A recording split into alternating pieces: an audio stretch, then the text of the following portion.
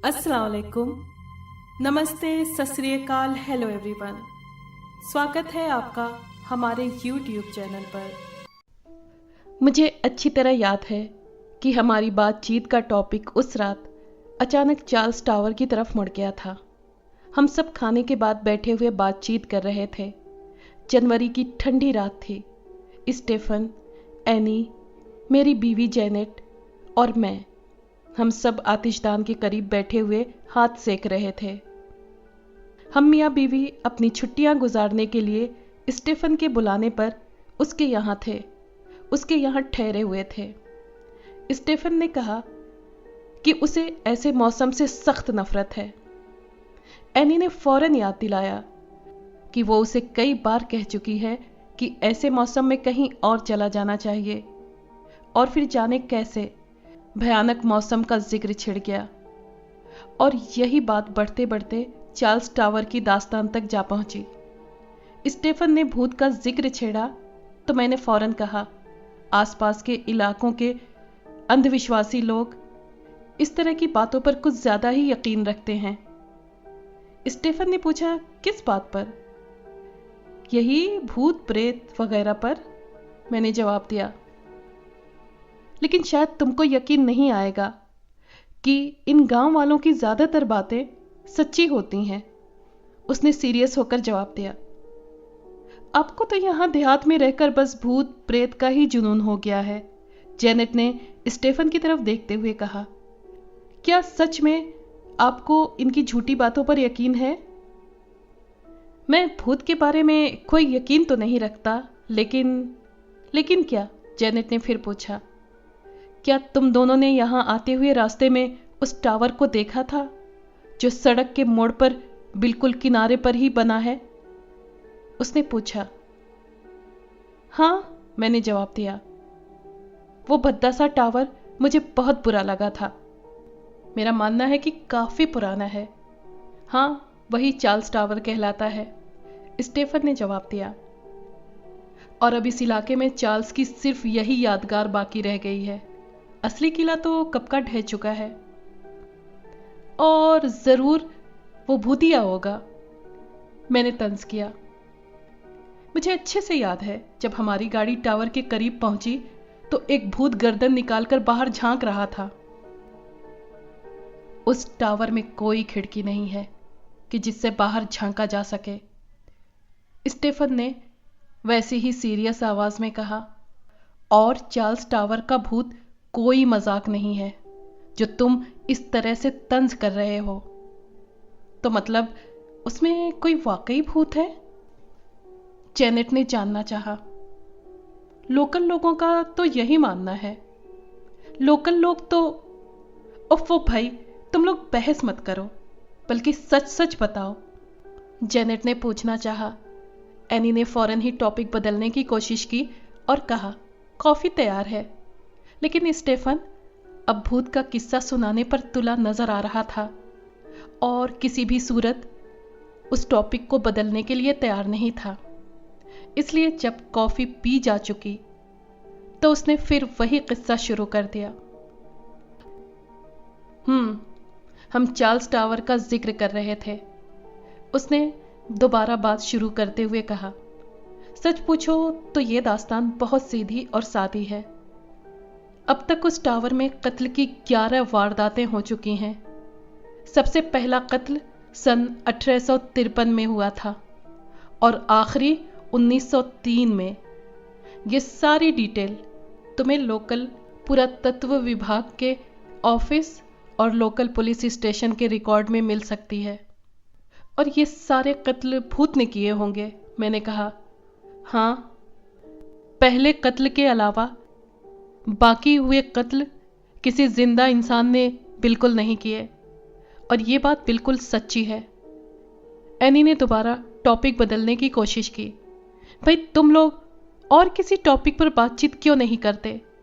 ये क्या पुरानी धुरानी बातें लेकर बैठ गए हो? लेकिन जेनेट की दिलचस्पी पूरी तरह से जाग चुकी थी। उसकी आंखें क्यूरोसिटी से चमक रही थीं। हाँ, तो फिर उन कत्ल की वारदातों का क्या हुआ? उसने बेचैनी से पहलू बदलते हुए पूछा।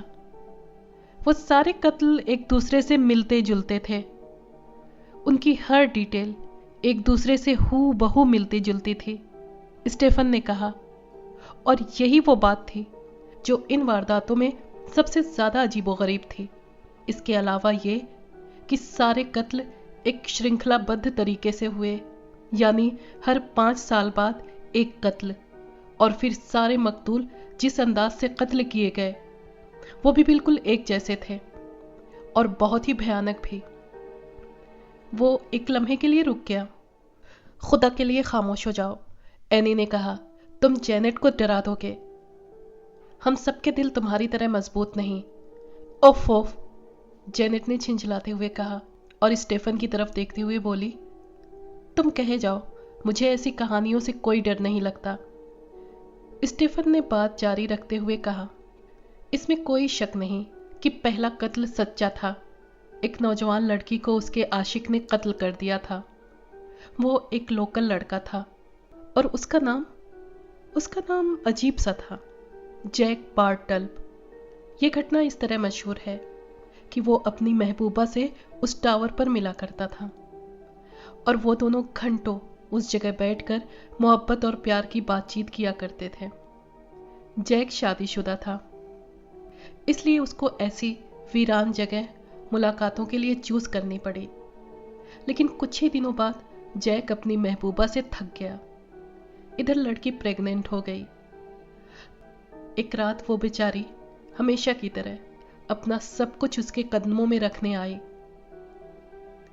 तो उसे अपने आगोश में लेते हुए जैक ने एक खंजर उसके सीने में घोंप दिया और इस तरह मोहब्बत ने हुस्न की भेंट ले ली।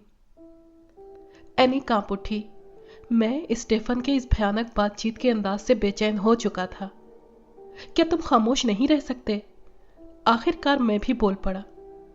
रात वैसे ही भयानक और अंधेरी है और तुम जैकब के भूत का किस्सा सुनाकर हम सबकी नींद हराम करने पर तुले बैठे हो।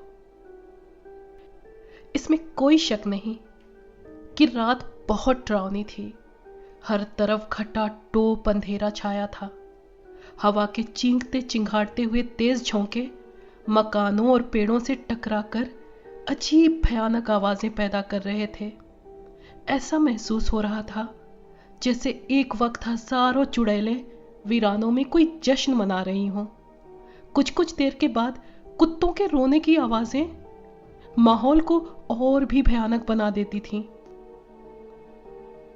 क्या कातिल गिरफ्तार हो गया? जेनेट की दिलचस्पी लगातार जारी थी। हाँ, पुराने रिकॉर्ड से पता चलता है कि वो अपने जुर्म से इस तरह डर गया था कि एक ही हफ्ते बाद खुद को कानून के हवाले करके और इकबाले जुर्म कर लिया। उसके बाद वो पागल सा हो गया था। वैसे उसे सजा हो गई। कैसी सजा? उसे सरेआम फांसी पर लटका दिया गया था। खुदा के लिए खामोश हो जाओ, मैंने एनी का डरा चेहरा देखकर कहा। तुम इन लोगों की परवाह मत करो। हाँ, तो दूसरी वारदातों का किस्सा क्या है? जेनेट ने फिर से एक सवाल दागा। हाँ, तो जैकब बार्टल्ब को फांसी दे दी गई और इसके कुछ अरसे बाद लोकल लोगों में ये अफवाह फैल गई कि उस टावर पर जैकब के भूत का कब्जा है और वो भूतिया है। सच्चाई चाहे कुछ भी हो, लेकिन लोगों ने वहां जाना छोड़ दिया। खासतौर पर रात के वक्त सिर्फ वही लोग जाते थे जिन्हें भूत प्रेत पर कोई एतबार, कोई भरोसा नहीं था। वो ये साबित करना चाहते थे कि उस टावर पर कोई भूत का कब्जा नहीं है। ये भूत और प्रेत वगैरह अंधविश्वास है। इसलिए कई हिम्मती आदमियों ने लोकल लोगों के अंधविश्वास को गलत साबित करने के लिए वहां रात गुजारनी शुरू कर दी। मेरे ख्याल में बहुत से लोग वहां रात को रहे, लेकिन आखिरकार उनमें से 11 बहुत भयानक तरीके से कत्ल हुए। क्या हश्र हुआ उनका? मैंने पूछा। मैं पूछे बगैर नहीं रह सका। स्टेफन ने जवाब देने के बजाय हाथ से अपने गले पर छुरी फिराकर बताया। झूठ, वाहियात, मैंने कहा। हो सकता है, लेकिन मैं गांव के ऐसे लोगों से तुमको मिलवा सकता हूं जिन्होंने 2-3 मकतूलों को अपनी आंखों से देखा था और वो 1903 के उस भयानक कत्ल की गवाही दे सकते हैं जो इस मामले की एक कड़ी है। ये मकतूल एक स्कूल मास्टर था जिसका नाम होनार्डो कोयल था। उसने अपनी जिंदगी की आखिरी रात उस भूतिया टावर पर अपने एक दोस्त के साथ बसर की। उन्होंने हमेशा की तरह दस्तूर के मुताबिक टावर के अंदर दाखिल होकर दरवाजा बंद कर दिया। दूसरी सुबह स्कूल मास्टर की गर्दन जिस्म से अलग पाई गई। उसका दोस्त बेहोश था और 1 हफ्ते के बाद जब वो होश में आया तो पागल हो चुका था। अब मेरा सब्र जवाब दे चुका था और मुझे खुद अपने आप पर गुस्सा आ रहा था क्योंकि मैंने इस बकवास में दिलचस्पी ली। हो सकता है ये सब कुछ सच हो, फिर भी इतनी भयानक रात में इस तरह की बात ने सबको ख्वामख्वा डरा दिया था और मैं ऐसा महसूस कर रहा था कि सभी अनदेखे भूत के वजूद से डर गए हैं और अब तो जैनट भी डरी सहमी सी लग रही थी। मैं अपने आप पर लानत भेज रहा था कि क्यों मैं स्टीफन के बुलाने पर छुट्टियां गुजारने इस मनहूस जगह पर आया। एक बात और मुझे बुरी लग रही थी कि इस बातचीत में जैनट मेरे खिलाफ स्टीफन का साथ दे रही थी। स्टीफन ने मजाक उड़ाते हुए कहा, आर्थर, तुम जैसे आदमी का जिसको रूहानियत पर कोई भरोसा ही ना हो, वास्ता किसी भूत से पड़ जाए तो सारी बहादुरी धरी की धरी रह जाए। जेनेट ने फौरन ही कहा, हाँ ये बिल्कुल सही है आर्थर, तुम भी क्यों नहीं एक मर्तबा हिम्मत करते हो। पॉसिबल है तुम ही साबित कर सको कि चार्ल्स टावर में कोई भूत नहीं है। स्टीफन ने फिर शह दी, मैं 100 पाउंड की शर्त लगाता हूं कि तुम जैकब के भूत का मुकाबला नहीं कर सकते। अगर हिम्मत है तो आज ही आजमा लो। मैं परेशान हो गया कि अब क्या करूं। मैं ख्वामख्वा उन दोनों की शह पर ऐसी बेवकूफ़ी करने को तैयार नहीं था कि इस भयानक तूफानी रात में अपनी नींद हराम करके उस पुराने जर्जर टावर में जाऊं। लेकिन स्टीफन ने मुझे बिल्कुल खुला हुआ चैलेंज दे दिया था और जेनेट भी मेरी हिम्मत आजमाना चाहती थी। उसकी आंखों में अजीब सा तंज झलक रहा था। मैंने बहुत चाहा कि इस शर्त को इग्नोर कर दूं, मगर जब कोई औरत मर्द की आजमाइश कर रही हो तो मैं तैयार हूं। खुद ब खुद मेरे होठों से यह जुमला निकल गया, बहुत खूब, कुर्बान जाऊं तुम्हारी हिम्मत पर। स्टीफन उछल पड़ा। मैंने जेनेट की तरफ देखा। वो भी मुस्कुराकर मुझे देख रही थी, जैसे मेरी हिम्मत की दाद दे रही हो। तुम तीनों का दिमाग खराब हो गया है, एनी ने कहा। तुम लोग ये बात खत्म करके कोई और बात क्यों नहीं करते? लेकिन अब बात कैसे खत्म होती? मुझे तुम्हारा बेवकूफ़ी भरा चैलेंज कबूल है और आज हम दोनों को उस टावर में ठहरना है ताकि तुम्हें इत्मीनान हो जाए। चार्ल्स टावर सड़क के किनारे एक सुनसान जगह पर बना था, जिसके एक तरफ सूखी झाड़ियां थीं और दूसरी तरफ ऊबड़ खाबड़ मैदान। स्टीफन ने कहा, सिर्फ आधे घंटे में हम वहां पहुंचकर इत्मीनान कर लेंगे।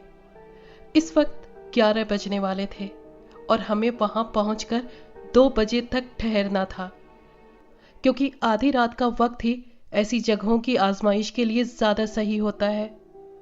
इस वक्त आम तौर पर आत्माएं अपनी जगहों से बाहर निकलती हैं और रात के अंधेरे में ऐसी जगहों पर मंडलाती हैं। एनी और जेनेट को इस बीच घर में रहकर हमारा इंतजार करना था।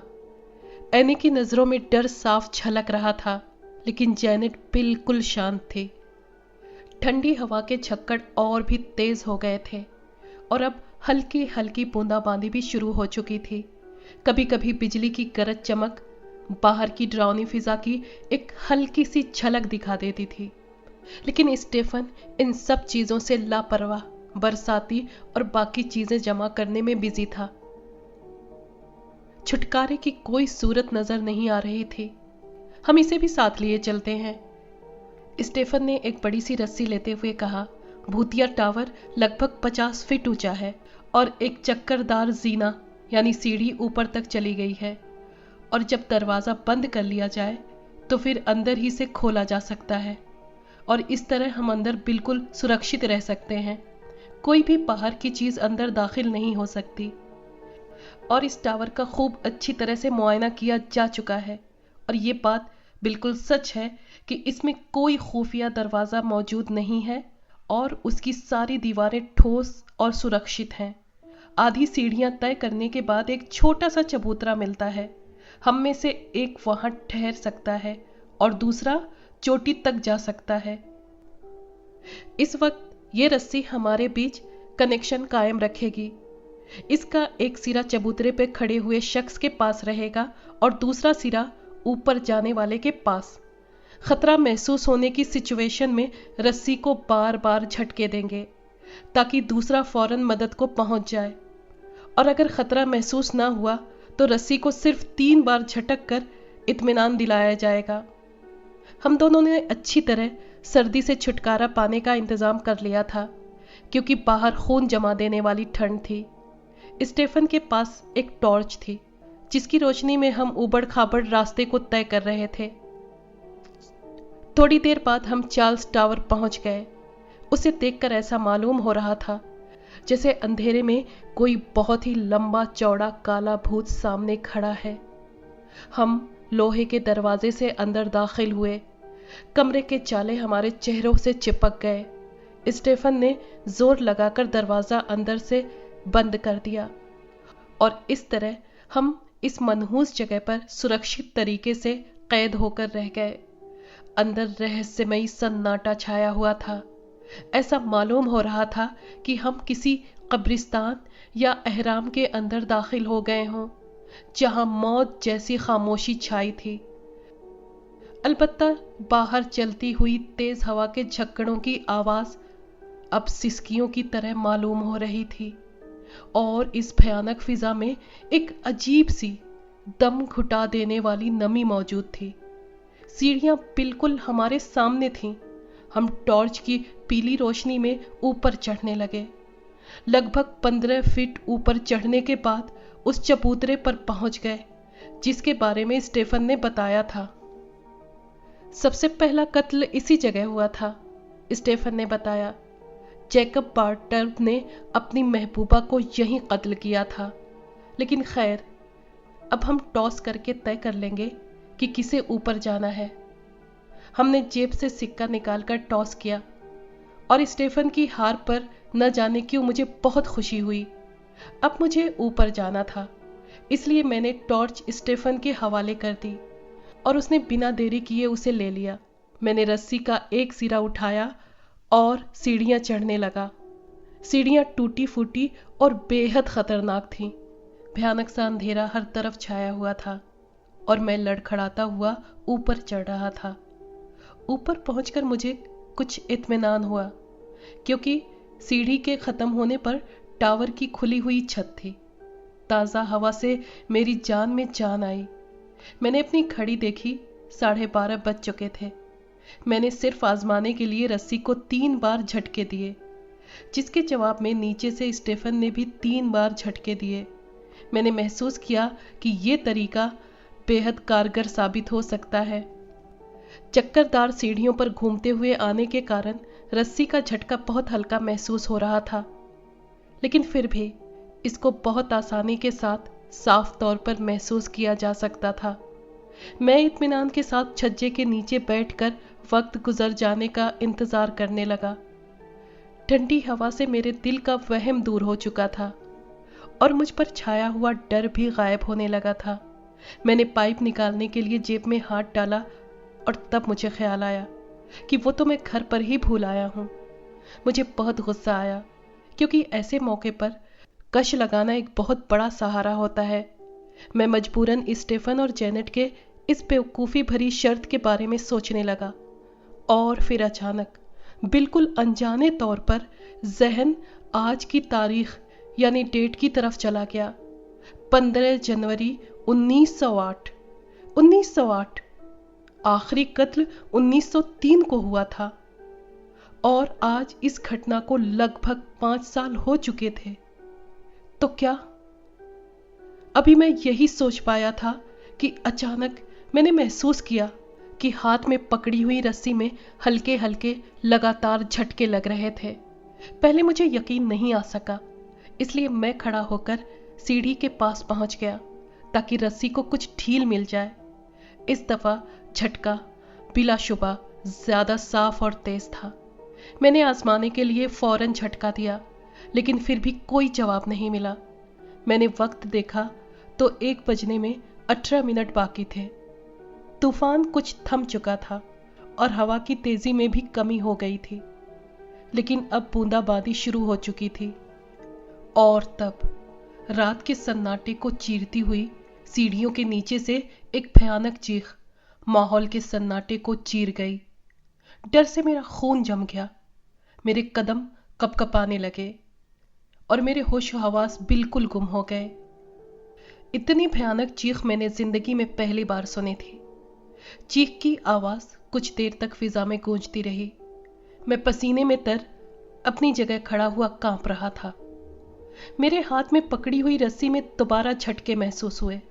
मैंने सोचा कि मुझे भागकर नीचे पहुंचना चाहिए ताकि मालूम हो सके कि स्टेफन के साथ क्या हुआ है और ये चीख उसकी थी या किसी और की। मुझे वादे के मुताबिक फौरन उसकी मदद के लिए पहुंचना था, लेकिन मेरे पास टॉर्च नहीं थी और सीढ़ियां खतरनाक हद तक कमजोर थीं। मैं सोच रहा था, अगर स्टेफन किसी से डर गया है तो भी उसे इस तरह बुजदिली से चीखना नहीं चाहिए था, क्योंकि वो खुद ही जिद करके मुझे यहां लाया था। मैं अपनी जगह से नहीं हिला, हालांकि मुझे स्टेफन की मदद के लिए जाना चाहिए था। मैं सीढ़ी के सिरे पर ही खड़ा रहा। रस्सी में अब बिल्कुल झटके महसूस नहीं हो रहे थे। अचानक मुझे सीढ़ियों पर किसी के कदमों की आवाज सुनाई दी, जैसे कोई शख्स धीरे धीरे ऊपर आ रहा हो। मैंने एक दफा स्टेफन का नाम लेकर पुकारा, लेकिन ऐसा महसूस हुआ जैसे वो आवाज मेरी अपनी नहीं थी। स्टेफन, मैंने दोबारा पुकारा, क्या हुआ? लेकिन कोई जवाब नहीं मिला। अलबत्ता लड़खड़ाते कदमों की आवाज धीरे धीरे नजदीक आती जा रही थी और उसी वक्त मुझे एक अजीब सी आवाज सुनाई दी, जैसे कोई जोर जोर से हाँफ रहा था। इसके साथ साथ एक घुटी हुई कराह भी साफ सुनाई दे रही थी।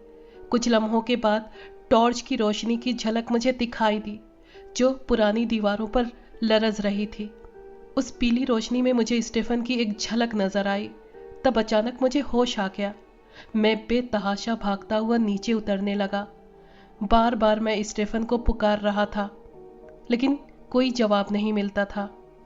और जब मैं कई सीढ़ियां उतर चुका तो मुझे मालूम हुआ कि वो चीख कैसी थी और स्टेफन क्यों जवाब नहीं दे रहा था, क्योंकि वो मेरे कदमों के पास पड़ा हुआ था और हाथों और घुटनों के बल घिसटता हुआ वहां तक पहुंच गया था।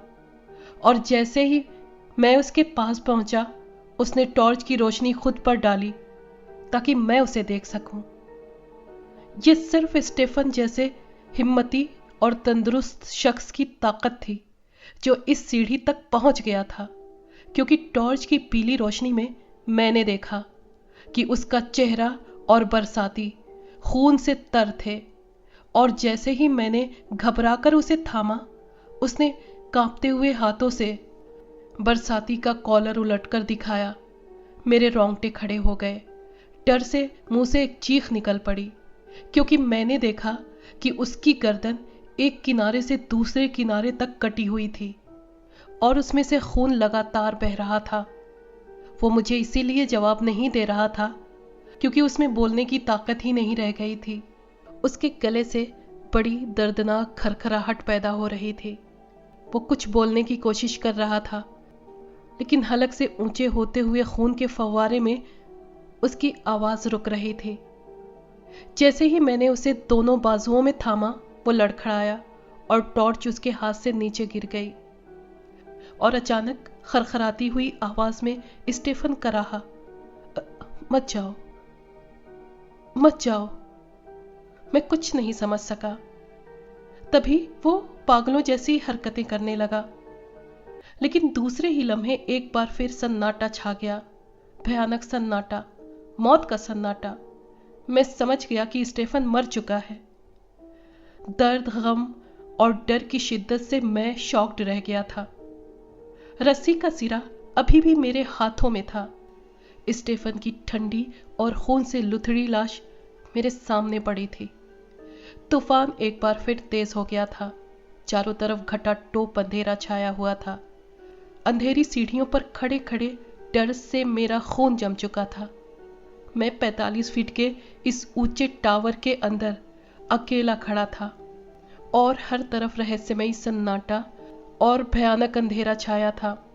नीचे जाने का सिर्फ एक ही रास्ता था, लेकिन उस रास्ते में पता नहीं वो क्या चीज हो सकती थी। मेरे दिमाग में सिर्फ एक ख्याल था कि मैं किसी भी हालत में बाहर नहीं पहुंच सकता। मेरे कदम जम चुके थे। स्टेफन की भयानक मौत से मेरी हिम्मत जवाब दे चुकी थी। मेरे हाथ पैर बर्फ की तरह ठंडे थे और मेरा चेहरा पसीने से तर हो चुका था। मेरे जहन में अजीब भयानक ख्याल आ रहे थे। दीवार का सहारा लिए हुए मैंने दुआ पढ़ने की कोशिश की ताकि मैं किसी भयानक चीज को फेस कर सकूं। लेकिन जैसे ही मैं हिला, मैंने महसूस किया कि मेरे हाथ में पकड़ी हुई रस्सी को किसी ने झटका दिया। मैं शॉक्ड खड़ा रह गया। झटका फिर महसूस हुआ और फिर रस्सी का खिंचाव सा महसूस हुआ। ऐसा मालूम हुआ जैसे कोई धीरे धीरे रस्सी खींच रहा हो। मेरी समझ में कुछ नहीं आ रहा था कि क्या करूं। रस्सी को फिर झटका लगा। इस दफा झटका काफी तेज था। डर से मेरा जिस्म कांपने लगा। मेरे पैर लड़खड़ाए। झटके अब लगातार लग रहे थे और तब महसूस हुआ कि कोई चीज ऊपर आ रही है, रस्सी का सहारा लिए हुए, और वो धीरे धीरे मुझसे करीब होती जा रही थी। कोई आ रहा था। उसकी तेज सांस की आवाज मेरे बहुत ही करीब पहुंच चुकी थी। ओ मेरे खुदा! एक भयानक तेज चीख मेरे होठों से निकली और मैंने ऊपर भागने की कोशिश की, लेकिन बेकार। उसकी सांसों की आवाज अब गुर्राहट में बदलती जा रही थी। मुझ पर एक पागलों जैसी हालत सवार होती जा रही थी। मैंने ऊपर से नीचे पूरी ताकत से छलांग लगा दी। मुझे ऐसा लग रहा था जैसे मैं किसी बदबूदार गुफा में गिरता जा रहा हूं, और फिर मेरा वजूद थम से पक्के फर्श पर गिर पड़ा। मुझे अपने सर पैर का बिल्कुल भी होश नहीं था। मैं लड़खड़ाता हुआ और दीवानों की तरह अंधेरे में दीवारों पर हाथ मार मार कर दरवाजा तलाश करने लगा। इतनी ऊंचाई से नीचे गिरने के कारण मेरे जिस्म की कई हड्डी टूट चुकी थी और जिस्म का गोश्त कई जगह से फट चुका था। लेकिन उस वक्त मौत को इतने भयानक रूप में सामने देखकर इस टूट फूट और जख्मों का होश ही किसे था। आखिरकार वो दरवाजा मिल गया। लेकिन उफ मेरे खुदा, मुझे ऐसा महसूस हुआ कि मैं दरवाजा कभी न खोल सकूंगा। मेरी ताकत जवाब देने लगी थी। तभी मेरे कानों में ऐसी आवाज आई जैसे कोई धीरे धीरे सीढ़ियों पर से उतरता हुआ नीचे आ रहा है। मेरे जिस्म में डर की ठंडी लहर दौड़ गई। मेरी हालत इस वक्त उस चूहे की जैसी थी जो चूहेदान में फंस चुका हो और जिसका अंजाम हर हाल में मौत और सिर्फ मौत हो, बेबसी की मौत। उसके कदमों की आवाज हर लम्हे करीब आती जा रही थी। मैंने एक बार फिर अपनी सारी ताकत जमा करके दरवाजे का लोहे का कुंडा खोलने की आखिरी कोशिश की और फिर दरवाजा एक आखिरी चरचराहट के साथ खुल गया। बाहर की दुनिया की ठंडी हवा का झोंका मुझे जिंदगी देता हुआ गुजर गया। अचानक मुझे अपने पीछे गुर्राहट की तेज आवाज सुनाई दी और उसी लम्हे अंधेरे में एक खंजर की चमक ने मेरी आंखों को चमका दिया। मैंने दरवाजे के पट को पूरी ताकत से फुर्ती के साथ खोल दिया और दूसरे लम्हे मैं जितनी तेज दौड़ सकता था दौड़ता चला गया। उस मनहूस टावर से बाहर निकलते हुए मेरे कानों में उस अनदेखी चीज के खंजर के दरवाजे में खोंपने की आवाज आई। मैं जिस तरफ दौड़ रहा था वो ऊबड़ खाबड़ मैदान था। टूटी हुई हड्डियों और जख्मों से चूर जिस्म के साथ मैं कब तक दौड़ सकता था। थोड़ी ही दूर पहुंचकर बेदम होकर गिर पड़ा। अपनी गहरी गहरी और तेज सांसों के बीच मुझे दौड़ते हुए कदमों की आवाज साफ सुनाई दे रही थी। अंधेरे में मैंने आंखें फाड़कर देखने की कोशिश की, लेकिन मेरी पलकें इतनी बोझल हो गई थीं कि मैं आंखें खोल ही नहीं सकता था। दौड़ते हुए कदमों की आवाज तेजी से मेरे करीब होती जा रही थी। मेरे डरे हुए जहन में आखिरी ख्याल जो आया वो ये था कि अब कोई ताकत मुझे उस अनदेखी ताकत के पंजे से छुड़ा नहीं सकती। और इसके साथ ही जैसे मैंने अपने ऊपर किसी मजबूत हाथों की पकड़ महसूस की, मेरे होठों से एक भयानक और दिल दहला देने वाली चीख निकली और इसके बाद मुझे कुछ होश नहीं रहा। जब मेरी आंख खुली तो मैंने अपने आप को एक कमरे में पाया। जेनेट मुझ पर झुकी हुई थी। एनी की सूजी हुई आंखें देखकर मालूम हो रहा था कि वो बहुत रोई थी। बाद में मुझे उससे मालूम हुआ कि हमारे 1 घंटे बाद जेनेट भी हमारे पीछे टावर तक गई थी, लेकिन टावर का दरवाज़ा क्योंकि हमने बंद कर दिया था, इसलिए बाहर ही एक सुरक्षित जगह पर छिपकर आने वाली घटनाओं का इंतजार कर रही थी और वही बेहोशी की हालत में मुझे वहां से उठा लाई। इस घटना के कोई 8-9 महीने बाद मैं चलने फिरने के काबिल हो सका, लेकिन अब भी चार्ल्स टावर के भूत की दहशत की वजह से अक्सर या ज्यादातर मेरी रातों की नींदें हराम हो जाती हैं।